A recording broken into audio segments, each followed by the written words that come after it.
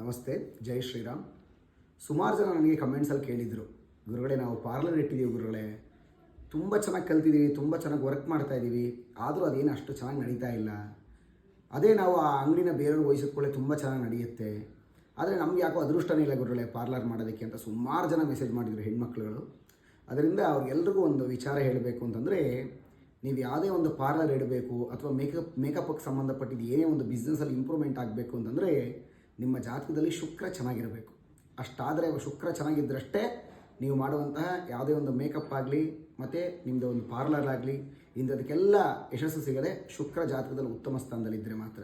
ಅದರಿಂದ ದಯಮಾಡಿ ಆ ಥರ ಯಾರು ಹೊಸದಾಗಿ ನೀವು ಪಾರ್ಲರ್ ಇಡ್ತೀರೋ ಅಥವಾ ಅದಕ್ಕೆ ಸಂಬಂಧಪಟ್ಟಿದ್ದು ವಿದ್ಯೆ ಕಲಿಬೇಕು ಅಂತ ಅನ್ಕೋತಿರೋ ಅವರೆಲ್ಲರೂ ಅಷ್ಟೇ ಫಸ್ಟು ನಿಮ್ಮ ಜಾತಕದಲ್ಲಿ ಶುಕ್ರ ಚೆನ್ನಾಗಿದ್ದಾನ ಮತ್ತು ಜಾತಕದಲ್ಲಿ ಶುಕ್ರ ಚೆನ್ನಾಗಿದ್ದರೂ ನಿಮಗೆ ಒಳ್ಳೆಯ ಫಲವನ್ನು ಕೊಡ್ತಾನ, ಇದನ್ನು ಫಸ್ಟು ಪರಿಶೀಲನೆ ಮಾಡಿಸ್ಕೊಂಡು ಆನಂತರ ನೀವು ಪಾರ್ಲರ್ಗೆ ಬಂಡವಾಳ ಹಾಕಿ. ಯಾಕೆಂದರೆ ಸುಮಾರು ಜನ ನಾನು ಕೇಳಿದ್ರು, ಸುಮಾರು ಒಂದು 20-30 ಮೆಸೇಜ್ ಬಂದಿದೆ, ಗುರುಗಳೇ ನಾವು ಅದನ್ನಿಟ್ಟು ತುಂಬ ಲಾಸ್ ಮಾಡ್ಕೊಂಡ್ಬಿಟ್ಟಿದ್ದೀವಿ ಅಂತ. ಅದರಿಂದ ಶುಕ್ರ ಎಲ್ರಿಗೂ ಕೈ ಹಿಡಿಯಲ್ಲ. ಅದರಿಂದ ನಿಮ್ಮ ಜಾತಕದಲ್ಲಿ ಶುಕ್ರ ಚೆನ್ನಾಗಿದ್ದಾನ ನೋಡಿಕೊಂಡು ಆನಂತರ ಪಾರ್ಲರ್ಗೆ ಮುಂದುವರಿರಿ, ತುಂಬ ಒಳ್ಳೆಯದಾಗುತ್ತೆ. ಶುಭವಾಗಲಿ. ಜೈ ಶ್ರೀರಾಮ್.